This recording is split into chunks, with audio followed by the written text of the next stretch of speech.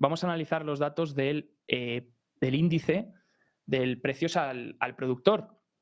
Hemos tenido hoy el dato, este dato pasa un poco desapercibido, ¿no? La gente se fija más en esa inflación desde el punto de vista del consumidor, que es ese CPI que vimos ayer y que decepcionó al mercado, pero este dato también es importante, ¿no? Es el PPI, índice de precios al productor, y ha salido en el 8,7% anual, de incremento anual, y en el menos 0,1% mensual. Se esperaba esa desaceleración mensual, por tanto, en este sentido, pues este dato sí que ha cumplido las expectativas en el PPI. Ahora veremos el dato subyacente, el que no tiene en cuenta las categorías volátiles como energía y comida. Bueno, como vemos, la tendencia parece ser que en el PPI sigue siendo a la baja. Vamos a ver cómo evoluciona esto, pero esta sería la idea, que siga esta trayectoria. Podemos, sí, en términos intermensuales podremos tener un poco de aceleración, un poco de desaceleración cada mes, pero lo importante es que ese incremento anual poco a poco vaya disminuyendo en el PPI para que, bueno, a futuro podamos confirmar, todavía es pronto para confirmarlo, pero sí que es verdad que ya estamos lejos en el PPI, ojo, no en el CPI, pero en el PPI, en el índice de precios al productor, estamos lejos de ese casi 11 y pico por ciento que veíamos meses anteriores, ¿no? Así que sí que siga desacelerando y todo esto acabará poco a poco trasladándose también al CPI. Pero bueno, luego vamos a ver cómo, aunque tengamos desaceleración durante varios meses, todavía el CPI va a seguir en niveles muy importantes. Y eso es lo que quiero ver una vez comentemos esto. El dato core, el dato subyacente, que es el que excluye esas categorías volátiles, sale en un 7,3. Ha pasado lo mismo que con el CPI, ha pasado lo mismo que el subyacente sorprende.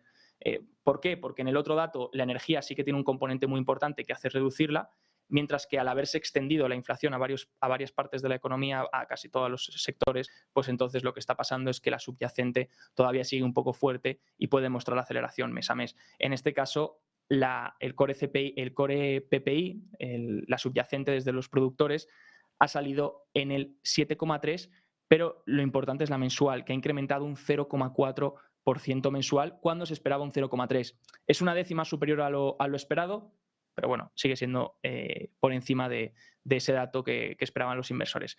Si se fijan, como pueden ver aquí en este gráfico, lo que tenemos es ese PPI y ese CPI core, el subyacente, la medida subyacente.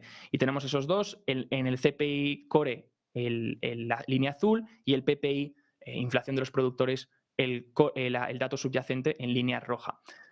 Como vemos, sí que es verdad que a pesar de que el dato subyacente de los productores haya incrementado un 0,4%, en términos interanuales sigue bajando. Está en ese 7,3 y parece que la tendencia sigue yendo a la baja, al igual que hemos visto con el dato del PPI completo. Pues ojalá siga yendo hacia esa dirección, siga yendo a la baja, mientras que lo que vimos en el core CPI es que parece ser que quiere repuntar. ¿Por qué quiere repuntar? Bueno, debido a en ambos datos es una de las razones es los servicios. En el CPI veíamos que era el tema de las rentas, ¿no? De shelter. Las rentas siguen acelerando y eso va a seguir poniendo peso durante varios meses, y además yo personalmente me preocupo por ese dato porque las rentas, a pesar de que empiecen a caer empieza a caer la vivienda o empiezan a caer los precios, sí que no se van a ver reflejados hasta dentro de unos cuantos meses en el CPI. Por tanto, es pronto para hablar de que las rentas puedan desacelerar, y de hecho ahí se puede ver en línea verde cómo los servicios hacen que este dato del PPI subyacente siga incrementando, mientras que los bienes hacen que baje. Por tanto, son los servicios los que están presionando ahora. Mientras que antes eran los bienes, ahora son los servicios los que generan presión. Bien, si nos volvemos a ir al dato, acabamos de ver el dato de la inflación desde el punto de vista del productor, pero si nos vamos al dato del CPI, al dato de inflación desde el punto de vista del consumidor, el dato que veíamos ayer, el que no gustó al mercado, porque aceleró cuando el mercado esperaba una desaceleración. Aquí la pregunta que se hace BISPOC, y esta tabla es antigua, pero la he querido rescatar porque fíjense que aquí estaba prediciendo cuál sería el CPI anual de agosto en función de la aceleración mensual. Y no es del todo exacto. Por ejemplo, hemos acelerado un 0,1 ayer en el CPI de agosto y el interanual está en el 8,3, no en el 8,4. Pero bueno, podemos hacernos unas estimaciones más o menos aproximadas de dónde estará la inflación, el CPI interanual, en base a cómo se comporten los siguientes meses, en base a cómo vaya acelerando durante los siguientes meses. Fíjense que aquí BISPOC solo saca aceleración. Por tanto, si desacelerásemos, pues los resultados podrían ser mucho mejores. Porque claro, si empezamos a tener menos 0,1, menos 0,2, menos 0,3, pues obviamente esto va a ir más rápido desacelerando el interanual.